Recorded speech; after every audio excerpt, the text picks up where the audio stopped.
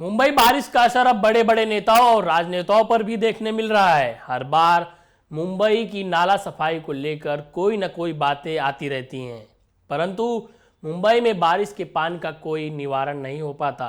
ऐसे में मुंबई कांग्रेस की मौजूदा अध्यक्ष और नॉर्थ सेंट्रल मुंबई से कांग्रेस सांसद वर्षा गायकवाड़ ने हिंद माता का दौरा किया। साथ ही उन्होंने कई सवाल मुख्यमंत्री शिंदे और बीएमसी पर उपस्थित किए।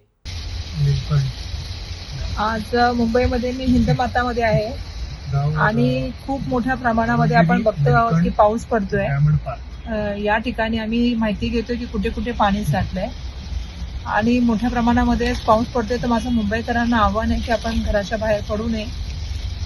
दुसरं माझं महानगरपालिकेला आणि राज्याच्या मुख्यमंत्री महोदयांना सांगणं आहे की त्यांनी ज्या तऱ्हेने नाले सफाईबद्दल वक्तव्य केलं होतं ते आपण बघत आहोत की पूर्णपणे जे आहे ते खोटं ठरलेलं आहे।